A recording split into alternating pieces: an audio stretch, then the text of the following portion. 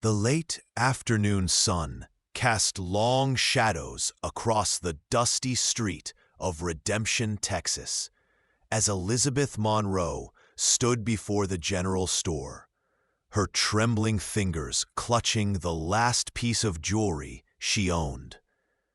A simple silver locket that had belonged to her mother. 3 days without food had left her lightheaded, and the bruises on her wrists, barely hidden by her torn sleeves, were a constant reminder of why she'd fled her husband's ranch in the dead of night. "Please," she whispered to the store owner, Mr. Hutchins, a portly man with suspicious eyes. "It's real silver, my mother's. It must be worth something." Hutchins barely glanced at it. "Silver's common as dirt out here, miss. Can't help you." He turned his back, dismissing her. Elizabeth's vision blurred with tears she refused to shed. She'd survived too much to break now, but hunger gnawed at her stomach, and the night's cold was already seeping into her bones despite the Texas heat. She had nowhere to go, no one to turn to. Her husband, Marcus, had made sure everyone in 3 counties knew she was his property and that runaways weren't tolerated. Before I continue, I want to ask you something important. If you're enjoying this story, please take a moment to subscribe to the From Wild West channel and give this video a like. Your support truly matters to us and motivates us to bring you more quality content like this. I'd also love to know, where are you listening from today? Now, let's get back to Elizabeth's story. "That locket won't buy you what you need." The voice came from behind her, deep and rough as gravel, yet somehow gentle. Elizabeth spun around to find a man leaning against the wooden post of the storefront, tall, powerfully built, with shoulders that spoke of years of hard labor. He wore a dusty black hat pulled low, but she could see his eyes, storm gray and piercing, framed by weathered lines that suggested he'd seen more than his share of suffering. A jagged scar ran from his left temple to his jaw, and his sun-bronzed hands rested casually on his gun belt. I don't understand," Elizabeth stammered, instinctively taking a step back. He pushed off the post and moved closer, his boots barely making a sound despite his size. Up close, she could see he was perhaps 33, maybe 34, with dark hair just touching his collar, and a jaw covered in several days' worth of stubble. There was something dangerous about him, but also something unexpectedly kind in the way he looked at her. Not through her, but at her, as if she were actually visible. "That locket," he said, nodding toward her clenched fist. "It's worth something to you. Memories, family.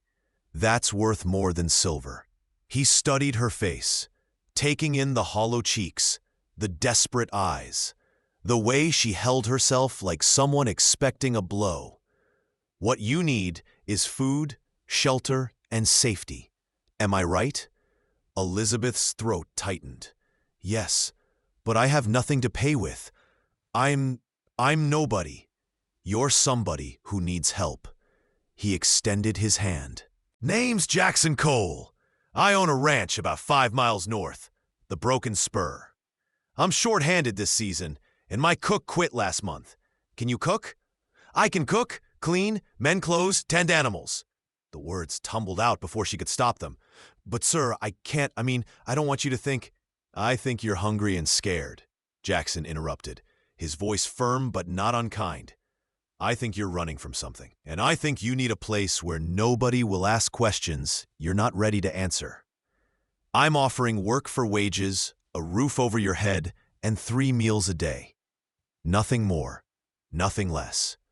Unless you decide otherwise, but that's your choice, not mine."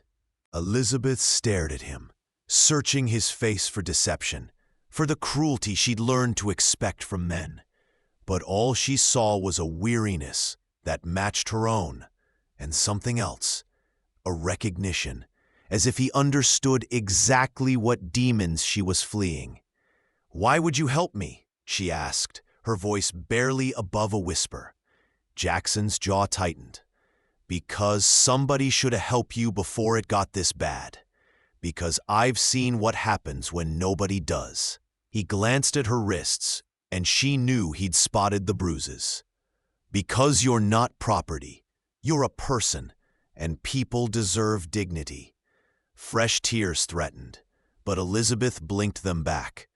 I'm not innocent," she whispered, the confession tumbling out before she could stop it. The weight of what she'd done, stealing a horse, leaving without permission, breaking her marriage vows, pressed down on her. Jackson looked at her for a long moment, and something shifted in his eyes. A flash of pain, of understanding, of shared darkness. "Then you're the one who can understand my pain," he said quietly. "Innocent people don't survive out here long enough to need understanding. Come on, let's get you fed." He didn't wait for her answer, just turned and started walking toward a magnificent black stallion tied nearby. Elizabeth hesitated only a moment before following, clutching her mother's locket like a lifeline. The ride to the Broken Spur Ranch took 40 minutes, most of it in silence. Elizabeth sat behind Jackson on his horse, her arms wrapped loosely around his waist, careful not to hold too tight, too familiar. She could feel the solid strength of him, the steady rhythm of his breathing, and for the first time in months, she felt something other than fear. The ranch, when they arrived, was more modest than she'd expected. A 2-story wooden house with a wide porch, a large barn painted red but faded by the sun and wind, several corrals with horses, and beyond that, vast stretches of grassland dotted with cattle. 2 ranch hands were working near the barn, and they looked up with open curiosity as Jackson rode in with a woman behind him. "Tom, get the guest room ready," Jackson called out as he dismounted, then reached up to help Elizabeth down. His hands on her waist were firm but respectful, and he released her the moment her feet touched the ground. "Carlos, bring some water and whatever food we have ready. She needs to eat." The men exchanged glances but didn't question him. Within minutes, Elizabeth found herself sitting at a worn wooden table in a surprisingly clean kitchen, a plate of cold chicken, bread, and beans in front of her. She tried to eat slowly, with dignity, but hunger won out and she devoured the food with embarrassing speed. Jackson watched her without comment, pouring her a glass of water from a pitcher. When she finally slowed down, he said, "There's more if you need it." "No, thank you. This is more than enough."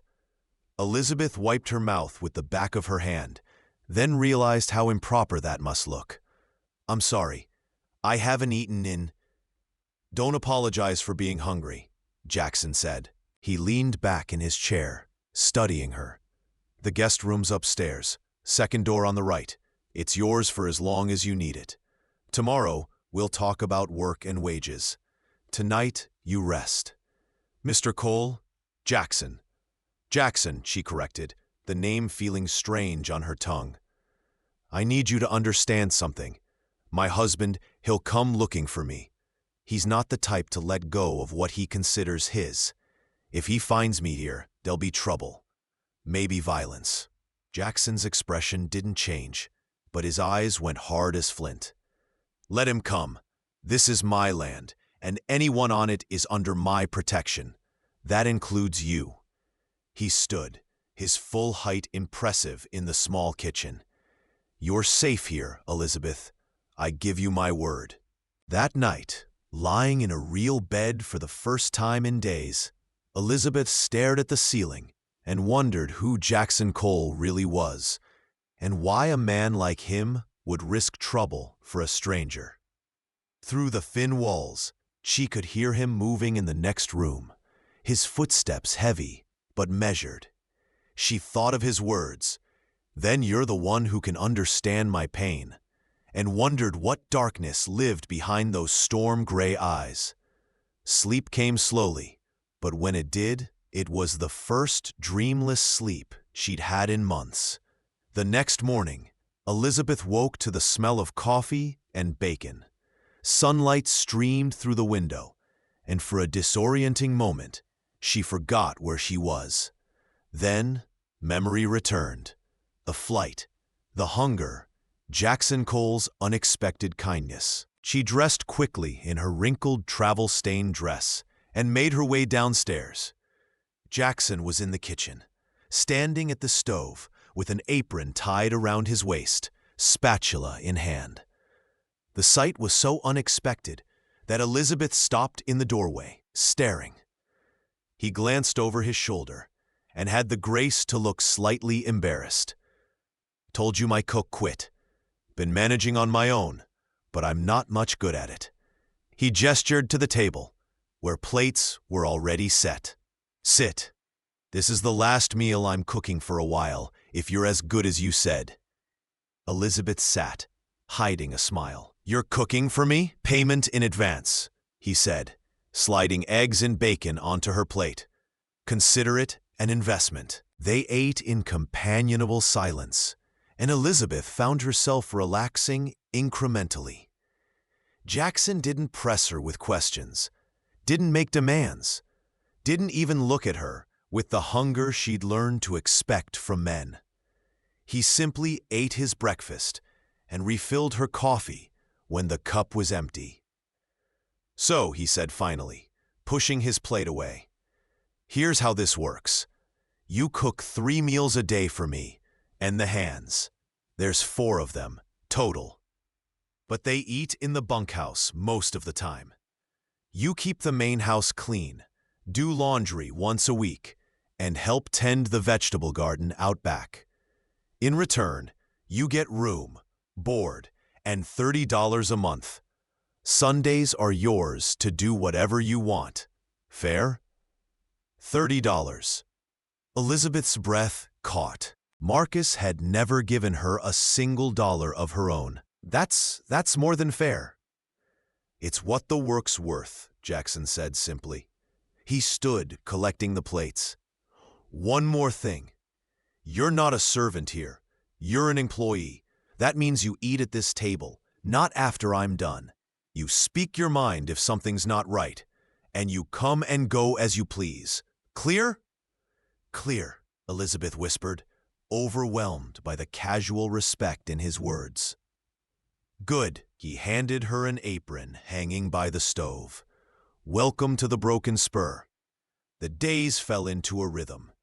Elizabeth woke before dawn to start breakfast, learning quickly that ranch hands ate enormous amounts of food and appreciated good cooking. She spent her mornings cleaning and preparing lunch, her afternoons in the garden or doing laundry, and her evenings cooking dinner. The work was hard, but it was honest work, and she found unexpected satisfaction in it. Jackson was gone most days, working with his men to move cattle, mend fences, and handle the endless tasks that came with running a ranch. But he always returned for dinner, and gradually they began to talk.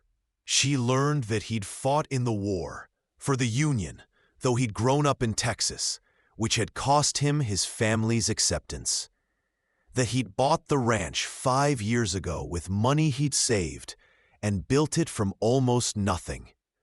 That he'd lost someone once, though he didn't say who, and that loss had carved something permanent into his soul. In turn, Elizabeth told him small pieces of her own story.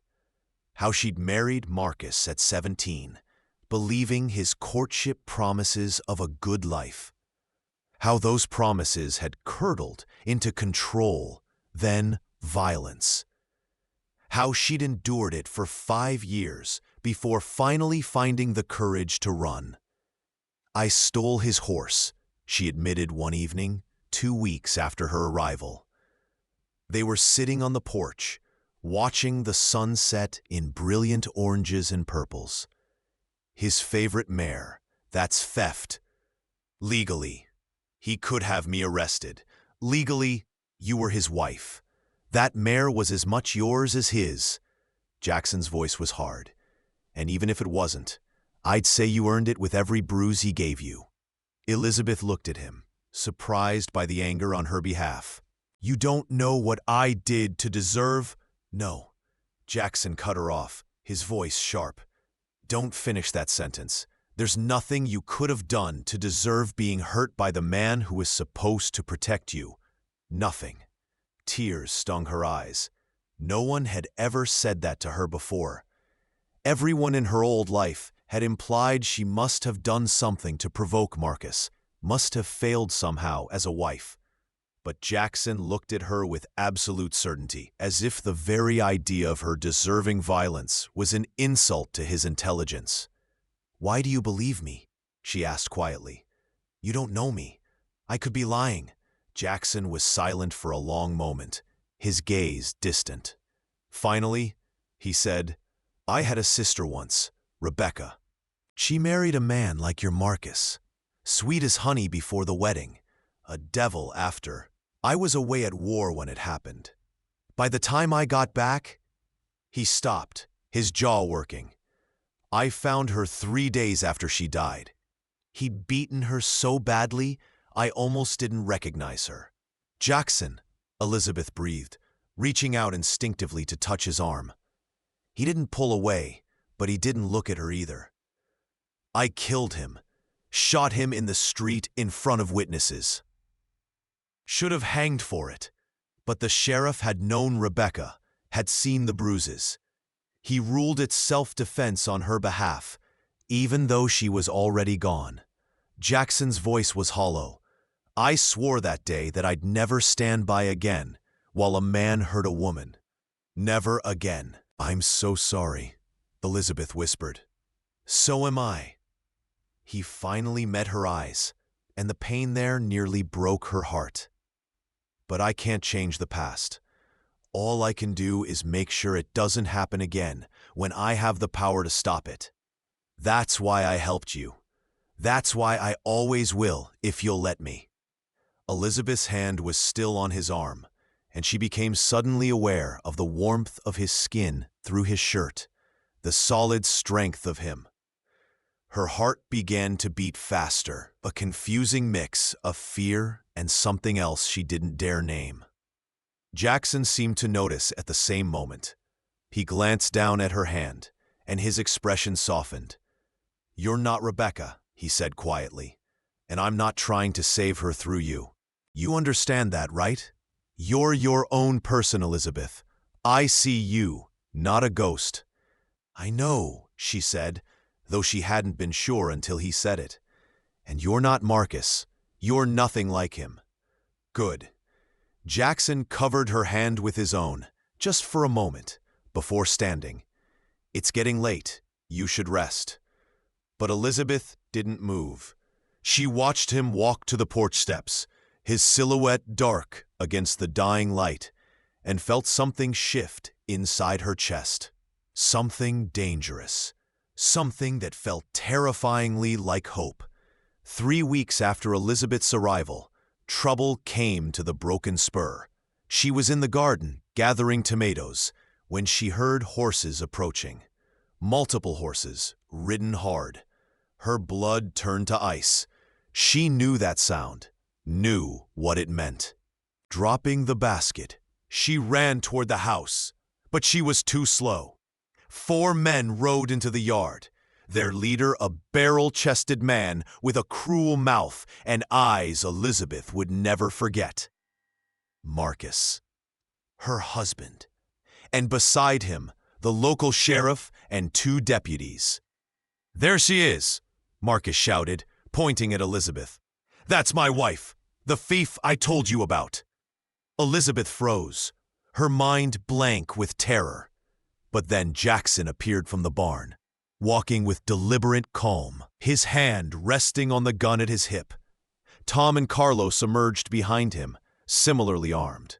"That's far enough," Jackson said, his voice carrying across the yard. "State your business, and then get off my land." The sheriff, a thin man with a nervous expression, cleared his throat. "Mr. Cole, this here is Marcus Monroe. Claims that woman there is his wife, and that she stole his property when she ran off. Now, I have to—" "She's not property to be stolen," Jackson interrupted. "She's a person, and she's chosen to leave him. That's her right." "Now see here," Marcus blustered, his face reddening. "The law says a wife—" "The law says a lot of things," Jackson cut him off again, his tone dangerous. "But what matters here is what I say. This is my land, and Elizabeth is under my protection. You want to take her? You'll have to go through me. Are you prepared to do that, Sheriff?" The sheriff looked distinctly uncomfortable. "Mr. Cole, I understand your position, but legally, there's a mare in my barn." Elizabeth's voice rang out, surprising everyone, including herself. She stepped forward, her legs shaking, but her spine straight. "Bay, white star on her forehead. That's the horse I took. You can have her back, Marcus, but I'm not going with you." Marcus's face contorted with rage. "You don't have a choice. You're my wife." "No," Elizabeth said, her voice stronger now. "I was your prisoner. There's a difference." "You little—" Marcus started to dismount, but Jackson moved faster, his gun clearing leather in a smooth motion that spoke of long practice. "Touch her and die," Jackson said, his voice flat and cold. "I've killed better men than you for less." The yard went silent. The sheriff's horse sidestepped nervously. Carlos and Tom had their hands on their guns now, their expressions grim. The mathematics of the situation were clear. Marcus and his men were outgunned and outmatched. "This isn't over," Marcus snarled. "She's my wife. I have legal rights." "Then pursue them legally," Jackson said. "File for divorce, file charges, do whatever you want. But you're not taking her today, not ever if she doesn't want to go. Now take your horse and leave my land before my patience runs out."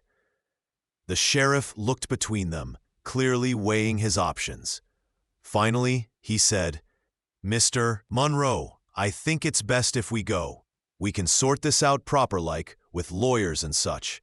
No need for anyone to get hurt today." Marcus looked like he wanted to argue, but the sight of Jackson's unwavering gun and the determined faces of his ranch hands apparently changed his mind. "Fine," he spat. "But this isn't finished. I'll be back with the law on my side. She's mine, and I'll have what's mine." "She's not yours," Jackson said quietly. "She never was. Now get off my land before I forget I'm trying to be civilized." It took another minute of tense silence before Marcus finally wheeled his horse around and rode off, his men following. The sheriff tipped his hat apologetically to Jackson before doing the same. The moment they were out of sight, Elizabeth's legs gave out. She would have fallen if Jackson hadn't been there instantly, catching her, holding her steady against his chest. "I've got you," he murmured into her hair. "You're safe. You did good, Elizabeth. You stood up to him. I'm proud of you." She was shaking so hard her teeth chattered. "He'll come back. He'll bring more men. Let him," Jackson said fiercely. "Let him bring an army. I meant what I said. I'll die before I let him take you." Elizabeth pulled back to look at him, her vision blurred with tears. "Why? Why would you risk everything for me?" Jackson's storm-gray eyes held hers, and she saw something there that made her breath catch. "Because you're not just an employee anymore," he said softly. "Because somewhere in the last few weeks, you became important to me. Because He stopped, seeming to catch himself. "Because I care what happens to you. That's why." "Jackson," she whispered, and without thinking, She reached up to touch his scarred cheek. He went very still under her hand, his eyes searching her face. Elizabeth, if you're just grateful, if this is— It's not gratitude, she said, surprised by her own certainty. I don't know what it is yet, but it's not that. For a moment, she thought he might kiss her. She could see the desire in his eyes, the way his gaze dropped to her lips. But instead, he gently disentangled himself, putting proper distance between them. You've had a shock, he said, his voice rougher than usual. Let's get you inside. Tom, take that mare and turn her loose at the property line. Let Monroe find her himself if he wants her so badly. That night, Elizabeth couldn't sleep. She kept replaying the confrontation, kept seeing Jackson standing between her and Marcus with his gun drawn, willing to die to protect her. No one had ever done that for her. No one had ever valued her that much. Around midnight, she gave up on sleep and went downstairs for water. She found Jackson on the porch, sitting in the same spot they'd shared evenings before, a bottle of whiskey beside him. Can't sleep either? She asked softly. He glanced up, unsurprised to see her. Too much thinking. Elizabeth sat beside him, close but not touching. About what? About how close that was today. About how you could have been taken. He took a swig from the bottle. About how the law might actually be on his side, and how there's not much I can do about that, except shoot anyone who tries to take you. Which would make me a murderer and you a widow, running from an outlaw. Is that what you're worried about? That helping me will ruin you? No, Jackson said immediately. I'm worried it won't be enough. I'm worried I'll fail you the way I failed Rebecca. Elizabeth's heart ached for him. You didn't fail your sister. You were at war. You couldn't have known. I should have known the kind of man he was. I should have stopped the wedding. He ran a hand through his hair, frustrated. I should have done 100 things differently. Elizabeth said gently, but you can't change the past. You said that yourself. All you can do is make different choices now. And right now, you're choosing to help me. That matters, Jackson. It matters more than you know. He looked at her then, really looked at her, and something in his expression cracked open. I can't lose someone else, he said, his voice raw. I can't watch another woman He stopped abruptly. Another woman you what? Elizabeth prompted, her heart hammering. Jackson was quiet for a long moment. Then, another woman I care about, who's become important to me, who I think about when I should be thinking about work, who makes me want things I promised myself I'd never want again. Elizabeth's breath caught. What things? A future, he said simply. A partner. Someone to build something with instead of just surviving alone. He met her eyes. But you just escaped one marriage. The last thing you need is me putting that kind of pressure on you. What if I want that pressure? The words were out before Elizabeth could stop them. What if I'm tired of being treated like I'm made of glass? What if I want someone to be honest with me about what they want? Elizabeth, I'm not innocent, she said again, the phrase that had passed between them that first day. I'm not some fragile thing that needs protecting from real feelings. I've survived 5 years of hell. I'm strong enough to hear the truth. Jackson stared at her, his jaw tight. The truth is, I'm falling for you, he said flatly. The truth is, every day you're here, it gets harder to remember why I swore off loving anyone. The truth is, I want you. Not just in my house or my kitchen, but in my life, in my bed, in my future. But I won't push you. I won't rush you.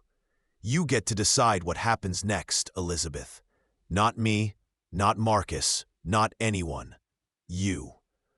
The words hung in the air between them, charged with possibility and danger.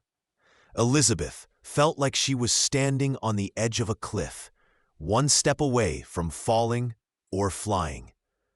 I don't know if I can be what you need, she admitted. I don't know if I remember how to be loved. Marcus took that from me. Then we'll figure it out together, Jackson said. Go slow, take our time, let you heal, let both of us heal. He reached out, hesitated, then gently took her hand. I'm not asking you to jump into anything. I'm just asking you to consider the possibility that maybe, someday, we could be more than employer and employee. More than friends, if you want that. Elizabeth looked at their joined hands, his rough and scarred, hers smaller and trembling. I think I might want that, she whispered. I think I'm terrified of wanting it, but I do. Then that's enough for now, Jackson said, squeezing her hand gently. We'll figure out the rest as we go. They sat like that for a long time, hands joined, watching the stars wheel overhead. Neither of them knowing that Marcus Monroe was at that very moment planning his revenge. The attack came a week later, in the darkest hours before dawn. Elizabeth woke to the sound of gunshots and men shouting. She tumbled out of bed, her heart racing, and ran to the window. The barn was on fire, flames licking up the wooden walls, and shadowy figures on horseback circled the property, shooting at the bunkhouse where the ranch hands were scrambling to respond. Jackson! She screamed, running for the door. She collided with him in the hallway. He was already dressed, gun belt strapped on, rifle in hand. His face was grim in the flickering firelight coming through the windows. Stay in the house, he ordered. Bar the door behind me. If anyone gets inside who isn't me or one of my men, shoot them. Understand? I don't have a gun, Jackson swore, then grabbed her hand and pulled her into his bedroom. From a drawer, he extracted a small revolver and pressed it into her hands. It's loaded. Point and pull the trigger. Don't hesitate. His eyes bored into hers. Promise me, Elizabeth. Don't hesitate. I promise, she said, though her hands shook. Jackson, be careful. Always am. He kissed her forehead quickly, fiercely, and then he was gone, running down the stairs and out into the chaos. Elizabeth locked the door as instructed, then went to the window to watch. The barn was fully engulfed now, and she could see men running with buckets, trying to contain the blaze. More shots rang out, and she flinched with each report, scanning the yard frantically for Jackson's silhouette. There, she spotted him near the corral, firing at mounted raiders who were trying to scatter the horses.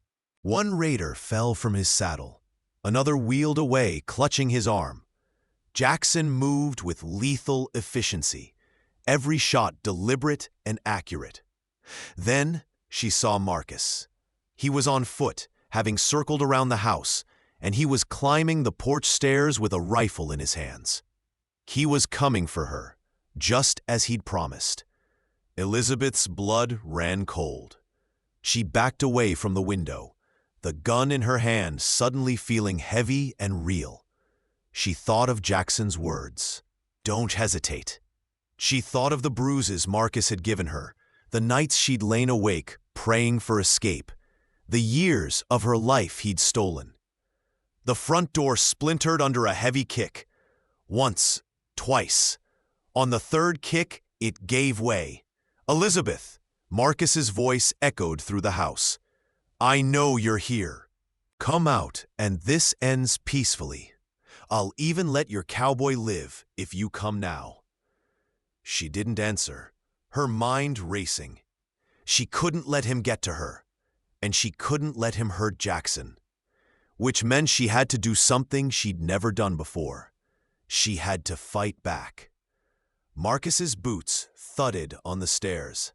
He was coming up, searching room by room. Elizabeth pressed herself against the wall, beside Jackson's bedroom door, gun raised, her hands surprisingly steady, now that the moment had come.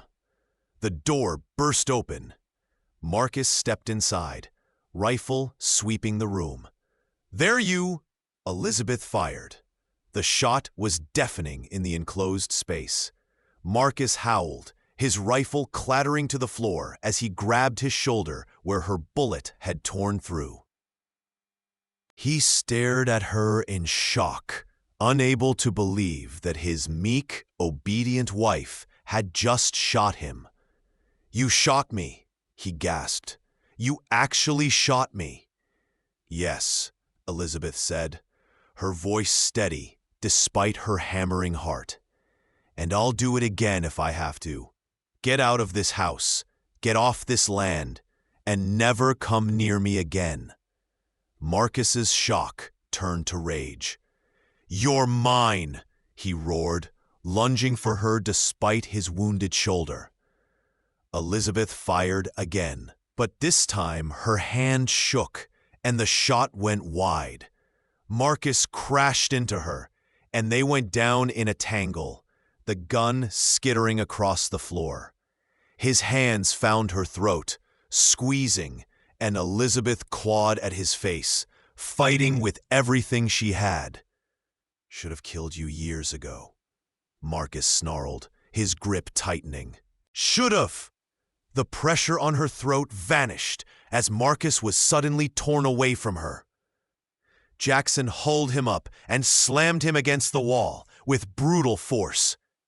"You're done," Jackson said, his voice deadly calm.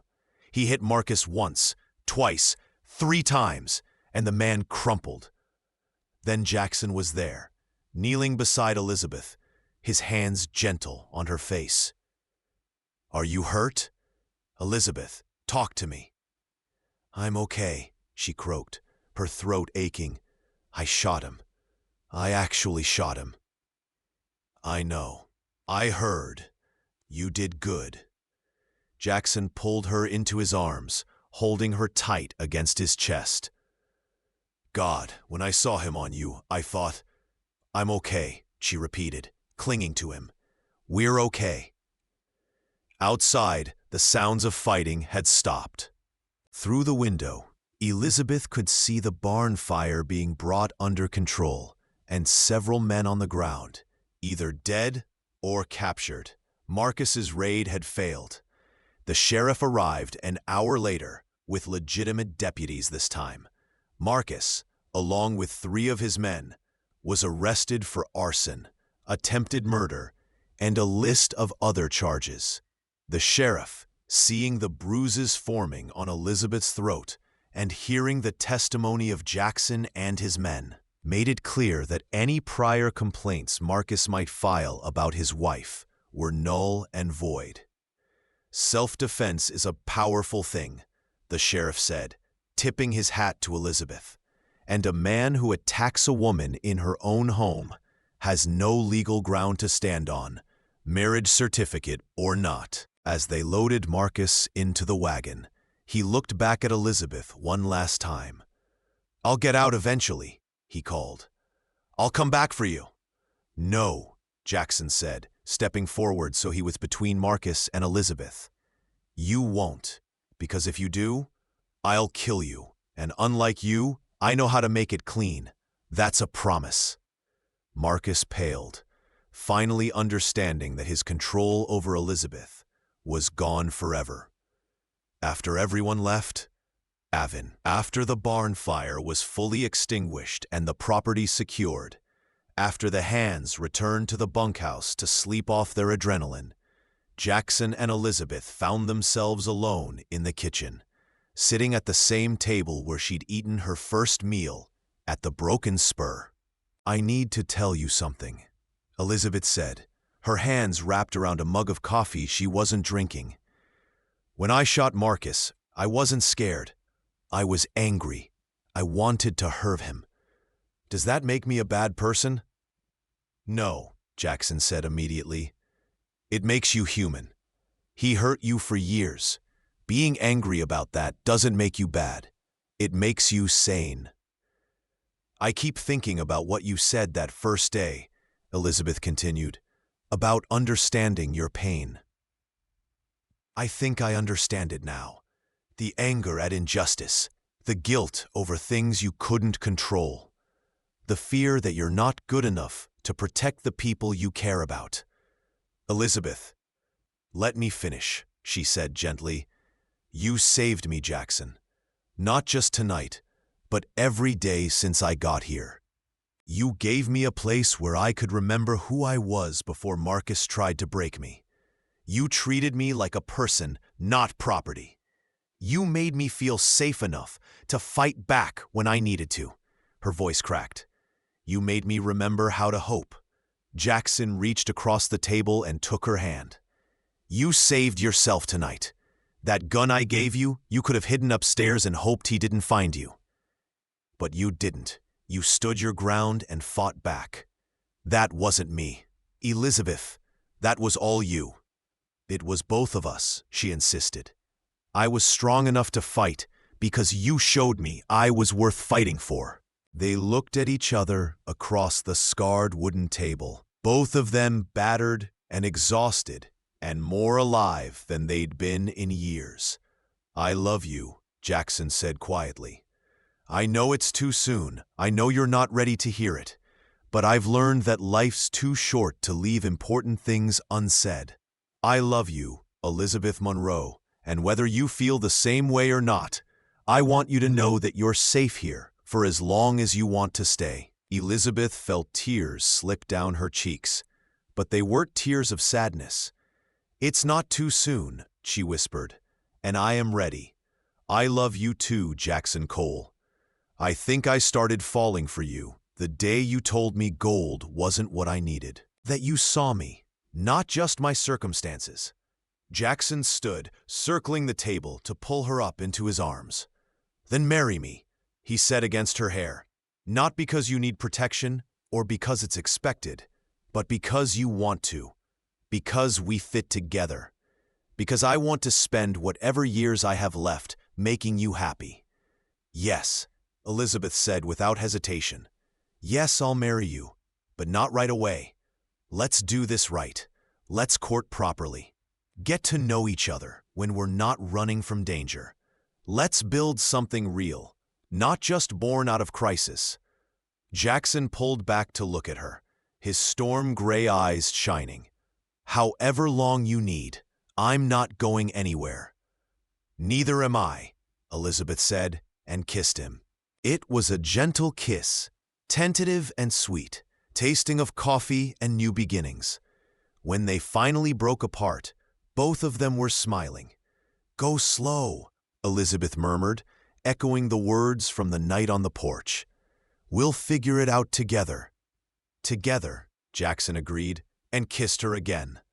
6 months later, on a bright spring morning with wildflowers blooming across the prairie, Elizabeth Monroe married Jackson Cole in a simple ceremony on the front porch of the Broken Spur Ranch.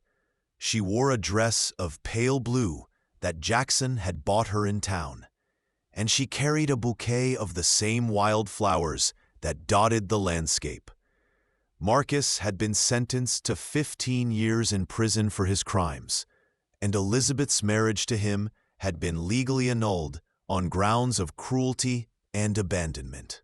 She was free, truly free, for the first time in her adult life. Tom and Carlos stood as witnesses, along with half a dozen ranchers from neighboring properties who'd come to respect Jackson's integrity and Elizabeth's courage. The circuit preacher spoke about love and commitment, about partnerships built on respect rather than ownership, and about the strength it takes to choose hope after hardship. When Jackson kissed his bride, the assembled crowd whooped and hollered, and Elizabeth laughed, a sound of pure joy that echoed across the ranch. That evening, as the sun set in glorious shades of orange and gold, Jackson and Elizabeth sat on their porch now, and watched the land they'd defended together. No regrets? Jackson asked, his arm around her shoulders. Not one, Elizabeth said, leaning into his warmth. Well, maybe one. What's that? I wish I'd found you sooner. Think of all the time we could have had." Jackson was quiet for a moment. "I wasn't ready sooner," he said finally. "I was too angry, too broken over Rebecca. I needed those years to become someone who could love you the way you deserve." He kissed the top of her head. "We found each other exactly when we were supposed to." Elizabeth thought about that, about timing and fate and the strange paths that lead people to each other. She thought about the desperate woman who'd tried to sell her mother's locket and the scarred cowboy who'd offered her dignity instead of pity. She thought about how broken things, even time and care, can become whole again. "I'm not innocent," she said softly, repeating the words that had started everything. Jackson smiled. "Then you're the one who can understand my pain," he replied, completing their ritual. "And I'm the one who can understand yours. That's what makes us work." "That, and the fact that you're an excellent shot," Elizabeth teased. "Says the woman who put a bullet in her husband's shoulder." "Ex-husband," she corrected. "I only have one husband now, and he's considerably better than the first model." Jackson laughed, the sound rich and genuine. "Considerably better? I'm going to remember that next time you complain about my cooking." "Your cooking is terrible," Elizabeth said affectionately, "but you have other redeeming qualities." "Oh? Such as?" She turned in his arms to face him properly. "You're brave. You're kind. You see people, really see them, when the rest of the world looks past them. You kept your promises to a stranger when you didn't have to. And you kiss like you mean it."